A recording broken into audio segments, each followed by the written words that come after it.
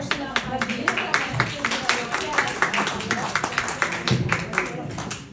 έρθει από Φθιώτιδα, συγκεκριμένα Λοκρίδα.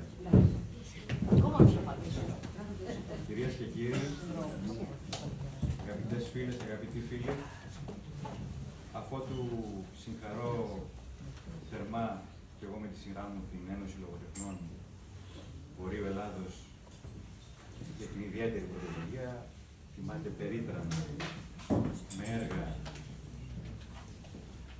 και με ζώσα υπερηφάνεια τον Κυπριακό Ελληνισμό.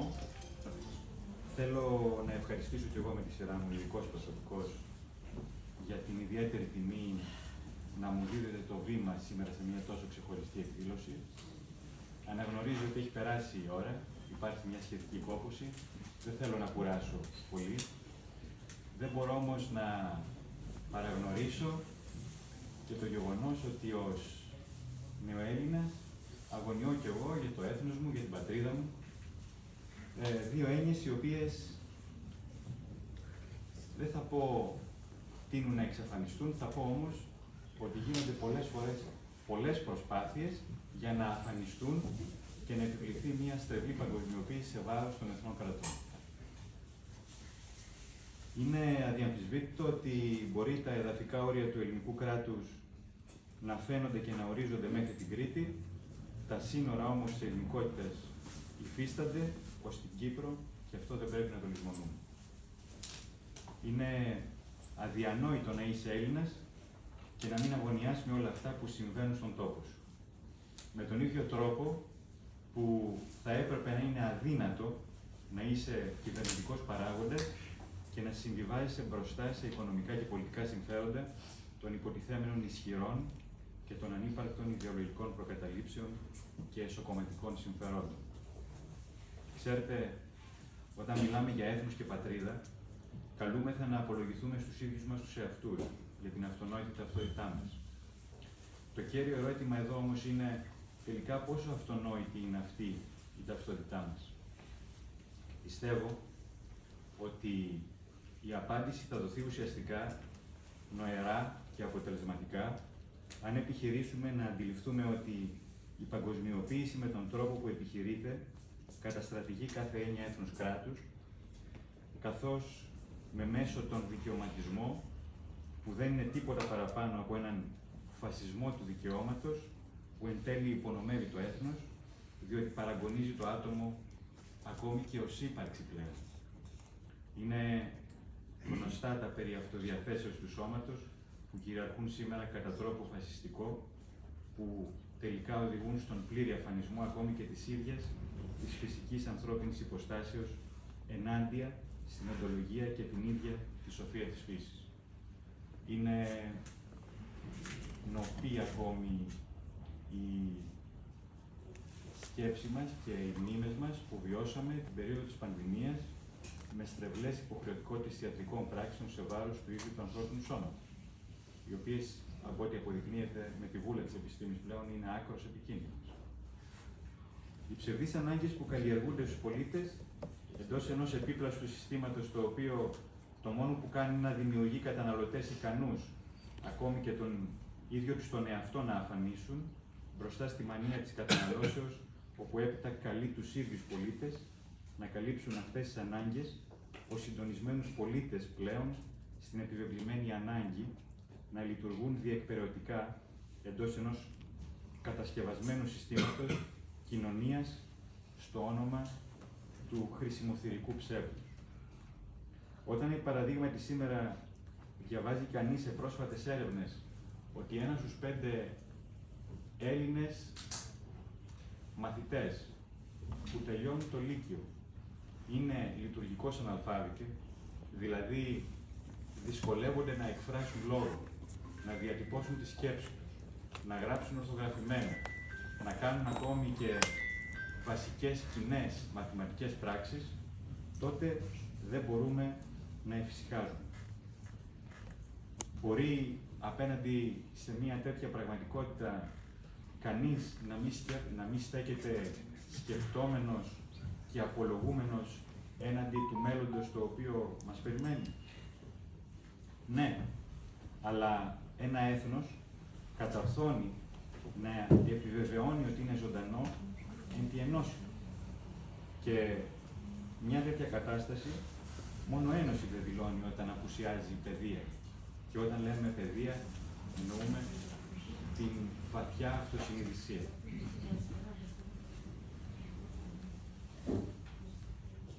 Ένα υποδιαμόρφωση μέλλον με ψευδαισθήσεις περί ελευθερίας χωρίς αγάπη και ενότητα και αίσθημα δικαίου χωρίς αγάπη για αυτοθυσία δεν μπορούν να συνθέσουν ένα μέλλον με ασφάλεια προοπτικής και ανάπτυξης.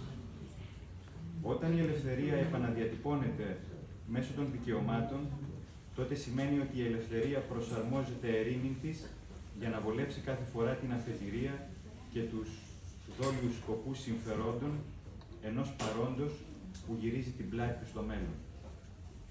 Επιτρέψτε μου να επισημάνω εδώ ότι μια τέτοια ελευθερία βολεύει συγκεκριμένα κέντρα εξουσίας, που δεν ελευθερώνει. Μια τέτοια ελευθερία σκλαβώνει και αποδιγετεί το αληθινό δικαίωμα.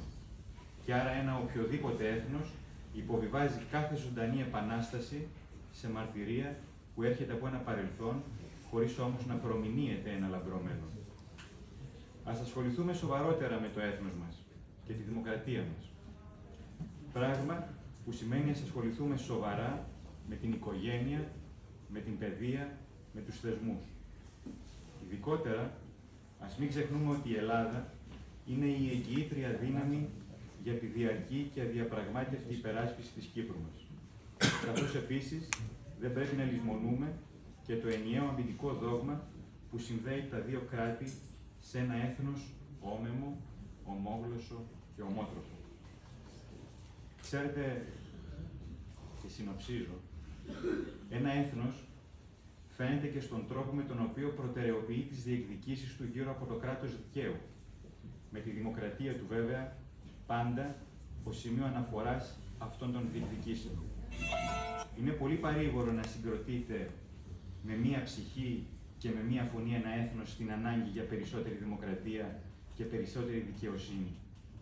Και αυτό που θα γίνει σε λίγες μέρες, στις 28 του μηνός, με τις πανελλαδικές κινητοποιήσεις για την εγκληματική υπόθεση των τεμπών, είναι πολύ ενθαρρυντικό και αισιόδοξο για την διάσωση της αξιοπρέπειας του έθνους κράτους.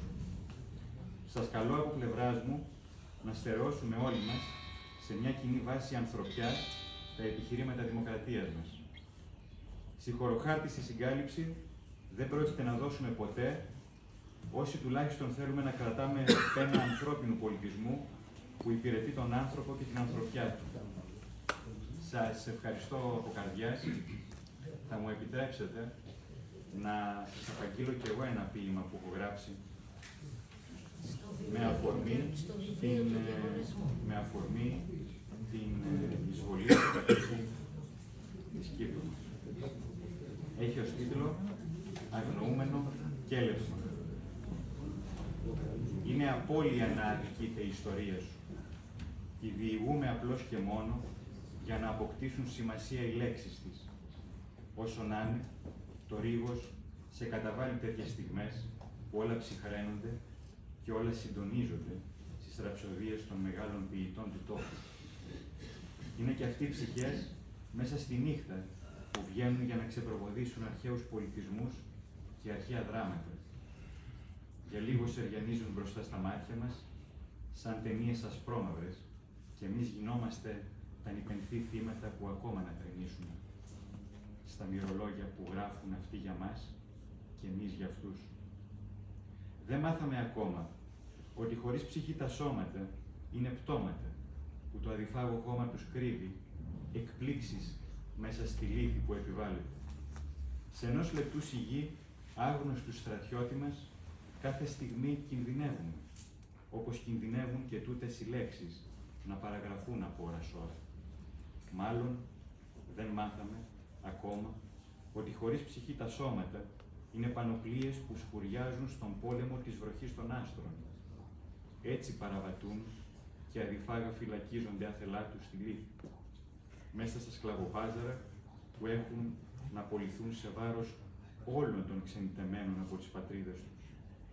Ακούς συχνές φωνές που ψάχνουν τον απελευθερωτή αφέντη τους, να τις αγοράσουν πρόωρα από τις άλλες και αμέσως συλλογέσαι.